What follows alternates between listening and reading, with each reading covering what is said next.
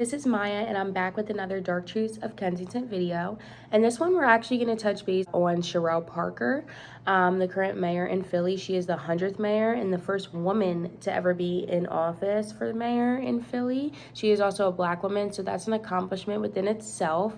She was raised by her grandparents. She went to Philly public school her entire life. She got her bachelor's at Lincoln University, her master's at University of Penn, and then when she graduated, she taught English and ESL to immigration children, which is actually pretty awesome. She was a state representative from 2005 to 2015, representing the Northwest Philly area.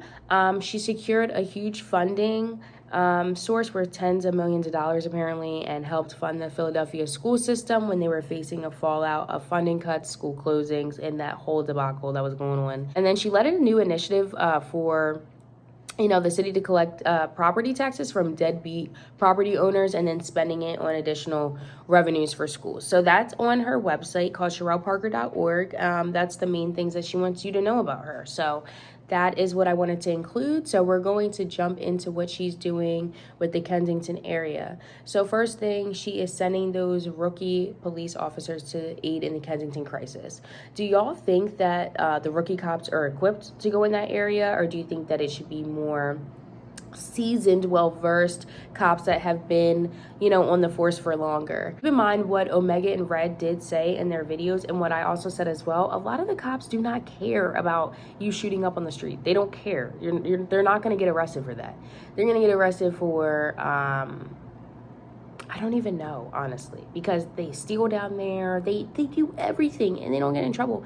They be policing music down there. They'll be like, your music's too loud, things like that. Stop feeding the homeless. But I've never seen a cop be like, oh, you're shooting up, you can't anymore. Never in my life. One thing that Cherelle does want to do, she wants to ask each one of those individuals down there, are you going to pick jail or rehab? Okay, you got two choices, honey, jail or rehab. And according to hallmonitor.org, in March 2024, the city purchased a former strip club. It was called Penthouse, and they purchased it for 1.7, not 1.7, 7.1 million. And they're planning on turning it into a triage center. And they said it's going to offer wound care and rehab and medicated addiction treatment and mental health care. But if you don't choose that option, you go into jail. They want to put all of these people through the system.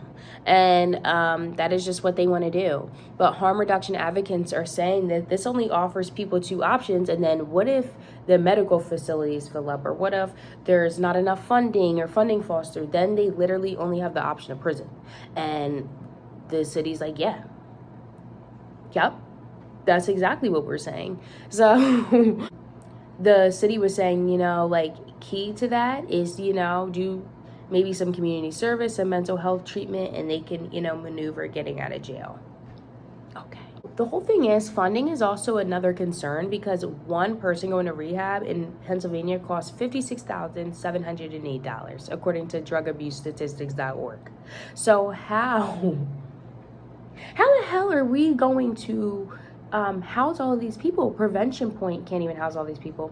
And Cherelle does want to get rid of Prevention Point. She does not want syringe exchange programs. She thinks that they need to go. She thinks they enable the problem. She wants to literally banish them, and she wants to tell them, these are the only options. There's no more Prevention Point. There's no more places like this to save you or give you syringes or anything like that. We did talk about the decline of STDs. Now, if they get rid of that, baby, it's gonna be crazy out there. Everybody gonna be burning, okay? All over their body in different ways. I don't even know. It's just a lot to take in, because everything affects one another. But then they're saying that rate of that 56,000 may increase because it depends on what drugs they're even into. This is crazy, but it depends on what drugs they're on, and it could increase just based off them being on opiates, fentanyl, or xylazine, which is what they're on down there. So what are we talking about? So the 56,000 is literally for people that are not on opioids or anything else, because it could cost more for that. I mean, questions are like, how many beds are going to be in this triage? Is this one triage? We bringing it up into what? One triage? Okay, that seems like a lot. Where are the nurses and doctors that we need for this? How many beds? Who's funding this? If you want to get rid of Prevention Point, which is a nonprofit, then you want to add this. Is this going to be a nonprofit? Where are they getting the money? Is the judge that's making these rulings going to be equipped to dealing with people with intense drug addiction? Or are they just going to send everybody to jail? How long are they staying in jail for? Like, how long are you just sending them into jail for? I don't know. And there's no answers to it. When I try to look them up, there's no answers. It's like a all or nothing kind of thing. And like I said, we need, we need to meet in the middle somewhere so that these plans are effective. So she also wants to restore the stop and frisk. She said she doesn't believe in unconstitutional stop and frisk now. Now she stops there. She only refers to the Terry stop from 1968, and that means police officers can, if they suspect you have committed a crime, are committed a crime, about to commit a crime, they can search somebody that they believe is armed and dangerous, which is what they do already. But she wants to reinforce that a lot, like all over the town. She wants to send 300 bike and foot officers in every major part of the city to reinforce curfews, the stop and frisk, get to know the community, and reduce the murder rate. Parker reassures with no tolerance for abuse or use of mispower. Or use of mispower, oh my God. Or misuse of power. Oh my God, what's happening? But how can you reassure that, ma'am? Philly cops are so corrupt and crooked. Ask Meek Mill. Do I need to call Meek Mill? Not that I have his number, but they are corrupt. Not only that, so is the judicial system, so is the family court system. Like, they're all corrupt. So it's like, how can we reassure everybody that they're in safe hands with these police officers? Is it because they're new? And were they trained on these communities? Or are they from the suburbs? Like, I'm trying to understand. So, cops in Philly have been busted for selling drugs. They've been busted for sleeping with prostitutes on the clock, police brutality. If you ever want to know about Philly, go check out No Gun Zone, okay? No Gun Zone on Instagram. It'll tell you about, like, the crimes that are going on, murders, and also the raunchy, nasty things that cops do. They get exposed on there all the time. All right, moving on, she wants to send those bike and foot officers. She wants them to literally patrol the streets, so like walk the streets every day. And she wants 300 of them. Like, do you guys think that's a little OD, 300?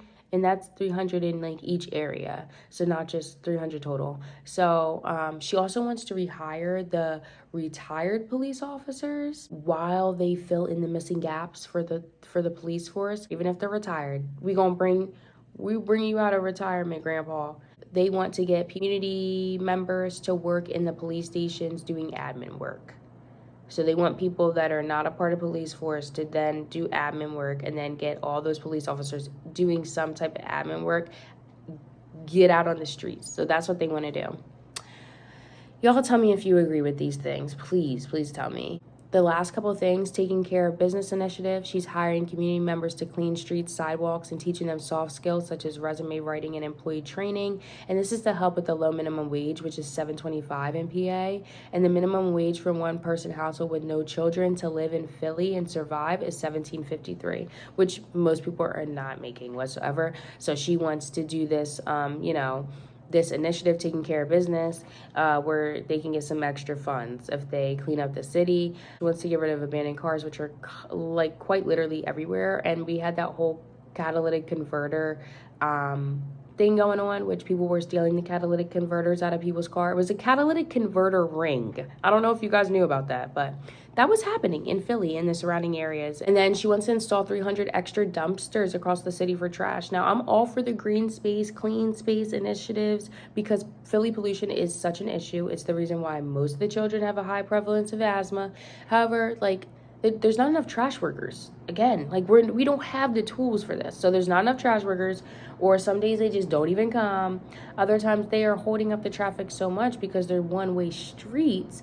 Nobody can get by. Nobody can go to work, drop off their kids. We're stuck behind trash trucks. So you adding 300 extra dumpsters? I don't know what her obsession with 300 is, but she's doing everything in 300s. But also we need the workers. So where are we getting them? Power up your business. So every small business has an opportunity to scale and grow to be the next major Philadelphia success story. She wants equal opportunity for all business owners, small, medium, large. And then she also wants schools to open from 7:30 to 6 so parents can get to work without worrying about before or after school care. I think that is great. As a mom myself, it is literally a headache. It is anxiety ridden finding those types of things for your child, and most of the time they cost so dang much. She was born to a single mother, so she kind of understands those issues, which I actually really like. She wants to instill year-round schooling. The one issue I have with that is the schools are filled with mold, lead, they haven't been renovated, faulty carbon monoxide detectors, no heat, no air. So you want these kids to be struggling and then acquire more health conditions because they're in the schools all year round. No, what people need to do is these parents need to start being parents. Okay? You need to stop partying, going out, doing whatever.